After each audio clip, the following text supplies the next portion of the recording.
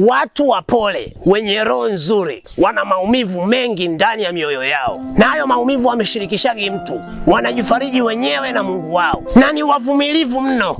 Sasa usiombe wakachoka kuvumilia wakawa watu wabaya. Ni mbaya kuliko hao wabaya unaowajua, maana wanasukumwa na maumivu walio nayo, wanatafuta sehemu ya kuyatoa, sehemu ya kujifariji. Sasa wewe umejichanganya zako huko, ukawa ni sehemu ya kutolea maumivu yao.